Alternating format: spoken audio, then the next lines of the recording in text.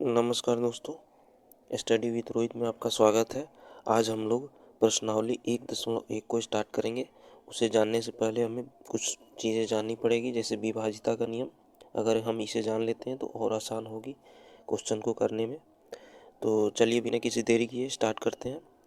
अगर वीडियो आपको अच्छा लगे तो लाइक कर दीजिएगा, चैनल पर नए हैं तो सब्सक्राइब करके बेल आइकन को प्रेस कर लीजिएगा, ठीक है। और मैं आपको बता दूं, एक्सरसाइज 1.1 के सारे क्वेश्चन हमने बिल्कुल अच्छे से करा रखा है। अगर आपने नहीं देखा है तो प्लेलिस्ट में उसका डिस्क्रिप्शन में लिंक पड़ा हुआ है, जाके वहाँ से देख सकते हैं, ठीक है। चलिए बिना किसी देरी किए स्टार्ट करते हैं। सबसे पहले हम देखेंगे 2 से विभाजिता का नियम, ठीक है। 2 से किसी संख्या में हम कैसे जानेंगे कि 2 से ये भाज्य है या नहीं है। तो उन संख्या का हमें इकाई अंक देखना पड़ेगा। जैसे कि इकाई अंक में 0 हो, 2 हो, 4 हो, 6 हो, 8 हो, तो वो संख्या 2 से भाज्य होगा। जैसे कि 32 है तो इसके इकाई अंक में 2 है, तो ये 2 से भाज्य है। 100 है, इसके इकाई अंक में 0 है, तो 0 यहाँ दिया हुआ है, तो ये 2 से भाज्य होगा। ये 48 है, यानी 8 है इकाई अंक पे, तो ये भी 2 से भाज्य है। तो अब देखते हैं 3 से भाज्य का नियम, ठीक है।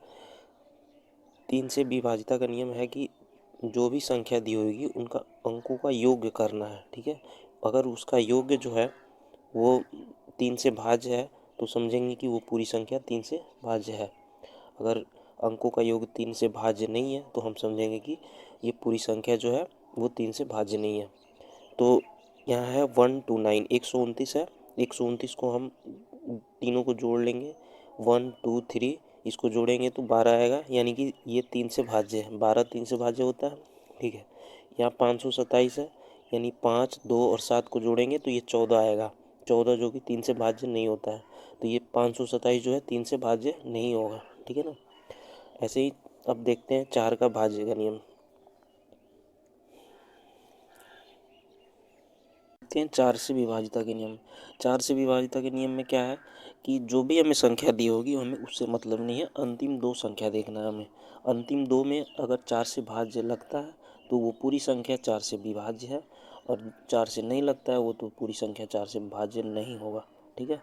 तो यहाँ 148 है, हमें एक नहीं देखना, ये लास्ट का 2 अंक देखना है, 48, यानी कि 48 4 से भाज्य है, तो ये पूरी संख्या 4 से भाज्य होगी, ठीक है।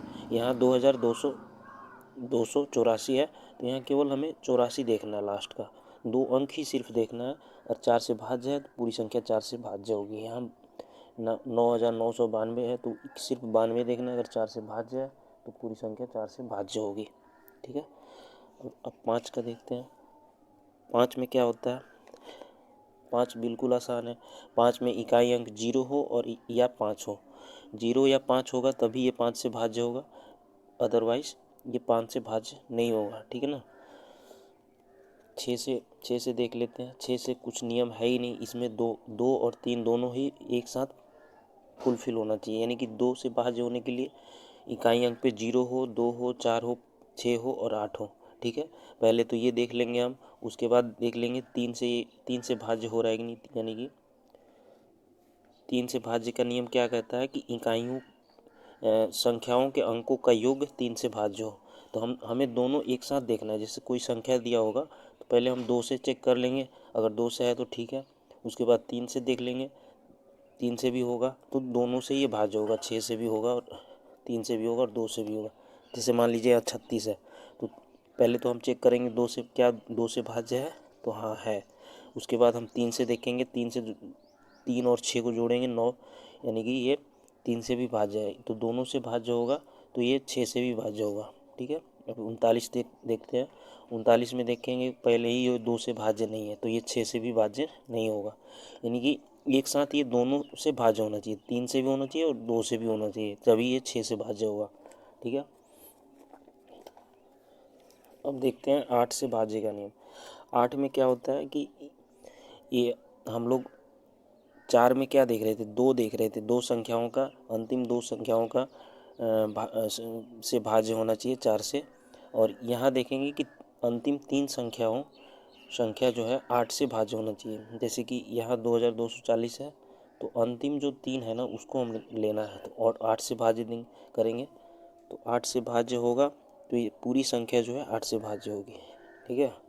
यहाँ देखिए इतनी लंबी संख्या है, लेकिन हमें अंतिम 3 देखना है सिर्फ, और उसमें 8 से देखेंगे कि ये भाज्य हो रहा है कि नहीं। अगर अंतिम 3 में 8 से भाज्य होगा तो पूरी संख्या ये 8 से भाज्य होगा। ठीक है,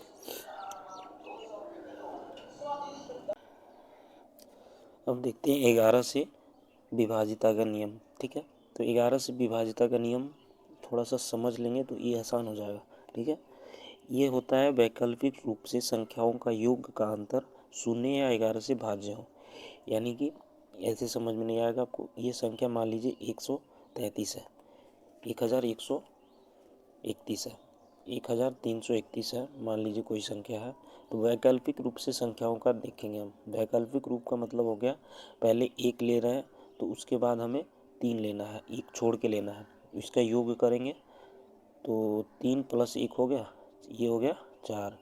अब इसको हम ले लिए, इसको भी ले लिए, तो बचा क्या, ये दोनों, इसको भी हम योग कर देंगे 3 + 1, ये भी हो गया 4। अब इन दोनों का अंतर देखना है तो अंतर हो जाएगा 0, यानी कि ये 11 से भाज्य होगा। या तो अंतर 0 आना चाहिए या 11 से कोई संख्या आ रहा हो तो 11 से भाज्य होना चाहिए। ठीक है, अब यहाँ मान लीजिए कोई संख्या है 17,9,2,1,2। ठीक है, तो इन संख्याओं का हम कैसे 11 से चेक करेंगे कि भाज्य है कि नहीं।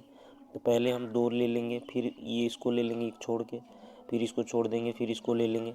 इन तीनों का योग करेंगे तो क्या होगा, 7 2 9 2 11, 7 + 2 + 2।